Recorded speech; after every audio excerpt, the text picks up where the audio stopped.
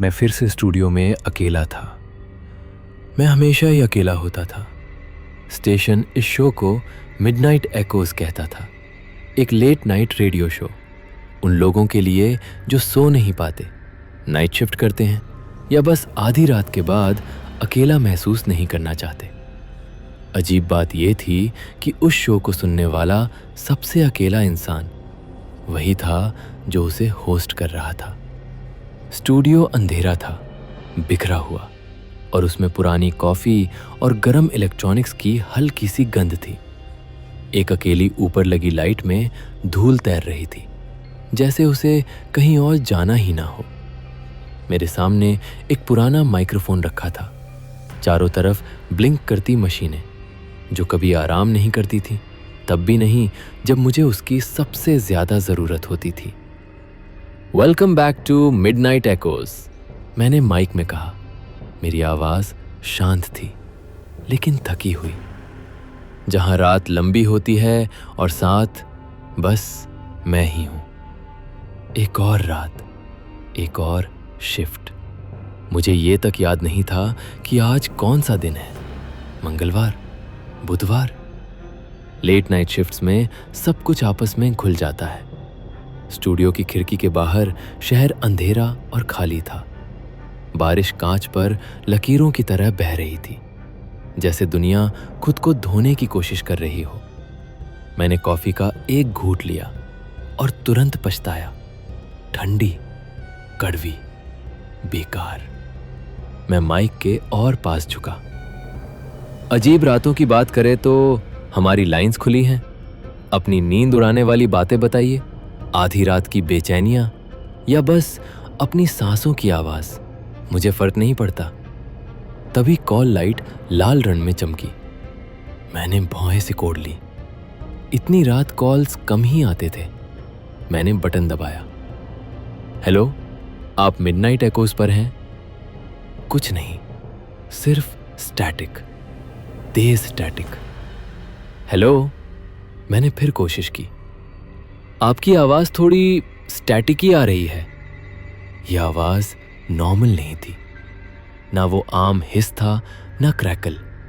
ये भारी लग रही थी, जैसे कुछ मेरे कानों पर दबाव डाल रहा हो। कोई है? मैंने पूछा। ये कनेक्शन बहुत खराब है। और तभी मैंने उसे सुना। पहले मुझे लगा मैं कल्पना कर रहा हूं। नॉइस के अंदर कहीं बहुत गहरी एक फुसफुसाहट, इतनी धीमी कि पकड़ में ही ना आए। लगभग एक शब्द बनने की कोशिश कर रहा था। फाइंड या शायद लॉस्ट। और फिर लाइन कट गई। लाल कॉल लाइट बुझ गई। मैं मिक्सर को घूरता रहा, उलझन में। फिर हल्का सा हंस दिया। लगता है देर रात के ग्रेमलिन्स फोन लाइन से खेल रहे हैं। मैंने खुद को समझाया, कुछ नहीं है, खराब इक्विपमेंट, प्रैंक कॉल, ऐसा होता है। लेकिन कुछ मिनट बाद स्टैटिक बदलने लगी। मैंने सबसे पहले आउटपुट डिस्प्ले पर देखा। सीधी लाइन अब सीधी नहीं थी। छोटे छोटे स्पाइक्स दिखने लगे, रिदमिक, बार बार दोहराते हुए, दिल की धड़कन जैसे। मैंने हेडफोन उतार दिए और कमरे को सुना। स्टूडियो शांत था, लेकिन पूरी तरह नहीं। हवा में एक हल्की सी गूंज थी, ना मशीनों से, ना किसी एक जगह से, हर तरफ से। क्या मैं पागल हो रहा हूं? मैंने फुसफुसाया। मैंने हेडफोन फिर से पहन लिए। अब स्टैटिक में रिदम थी, धीमी, जानबूझकर, सांस लेने जैसी। मेरे पेट में अजीब सा डर कस गया।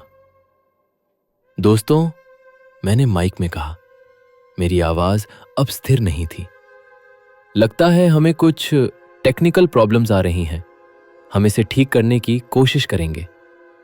मैंने नॉब्स घुमाए, केबल्स चेक की। कुछ नहीं बदला। सांसों की आवाज और तेज हो गई। डिस्प्ले पर स्पाइक्स और नुकीले हो गए, इतने कि वो किसी आवाज की वेव फॉर्म जैसे दिखने लगे। ये सिर्फ स्टैटिक नहीं थी, मुझे समझ आ गया, ये कुछ और था। फिर अचानक आवाज बदल गई। एक गीली घुटती हुई आवाज मेरे हेडफोन में फट पड़ी। उसके बाद एक हाफती हुई सांस। मैंने हेडफोन झटके से उतार दिए। कुर्सी पीछे खिसक गई। ये क्या है? स्टूडियो फिर से शांत था। मैंने सब कुछ बंद कर दिया, ब्रॉडकास्ट काट दिया, पावर बंद कर दी। शांति, असली शांति। मैं वहीं खड़ा रहा, कांपता हुआ, खुद को समझाता कि शायद मैं थकान से टूट चुका हूं।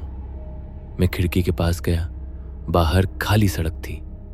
कांच में मेरी परछाई दिख रही थी, पीली, थकी हुई आंखें। एक पल के लिए वो हिल गई, जैसे कोई ग्लिच। मैंने पलक झपकाई, सब ठीक। बस थक गया हूं, मैंने कहा, यही होगा। लेकिन जैसे ही मैं मुड़ा, कांच में कुछ चमका। एक चेहरा, टेढ़ा मेढ़ा, भयानक, और गायब। मैं स्टूडियो से बाहर निकल गया। बाहर की हॉलवे खाली थी। ऊपर की फ्लोरेसेंट लाइट्स झपक रही थी। मेरे कदमों की आवाज जरूरत से ज्यादा तेज गूंज रही थी, जैसे इमारत मुझे सुन रही हो। और तभी मैंने फिर सुना, स्टैटिक, हल्की, दूर से, मेरे पीछे। मैं मुड़ा स्टूडियो के दरवाजे की तरफ। छोटे से विंडो के अंदर लाल रोशनी धड़क रही थी। ऑन एयर लाइट ब्लिंक कर रही थी। मुझे पता था मैंने उसे बंद किया था। मैंने दरवाजा खोला। स्टूडियो अब ठंडा लग रहा था। लाल लाइट लगातार चमक रही थी। आउटपुट डिस्प्ले बेतहाशा हिल रहा था। सांसों की आवाज अब बिना हेडफोन के भी सुनाई दे रही थी।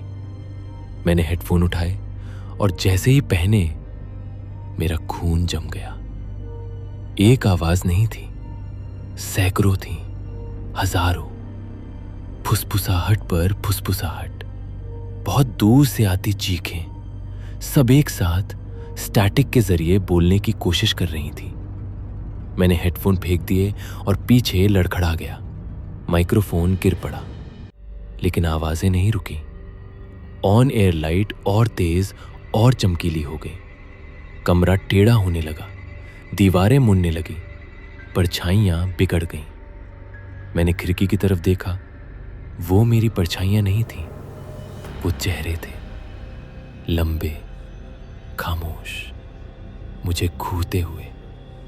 फिर उन सबके ऊपर एक आवाज उठी, गहरी, भारी, स्पष्ट, वी सी यू। मैं भागा, बस दरवाजे तक पहुंचा ही था कि कुछ मेरे सामने बन गया। शैडो और स्टैटिक से बना एक आकार, टूटी हुई सिग्नल की तरह कांपता हुआ। वो मुझ पर झपटा। लाइट्स फट गईं, अंधेरा, सब कुछ निकल गया। स्टेशन से आखिरी बार जो ब्रॉडकास्ट हुआ, वो कोई गाना नहीं था, वो मेरी आवाज भी नहीं थी। वो एक फुसफुसाहट थी, जो मेरे जाने के बाद भी स्टैटिक में बहती रही। Welcome to the static. और अब जब भी देर रात सिग्नल टूटे, जब नॉइस कुछ ज्यादा ही रिदमिक लगे, जब खामोशी ऐसे लगे जैसे वो सुन रही हो, ये याद रखना, स्टैटिक खाली नहीं होती, वो इंतजार कर रही होती है।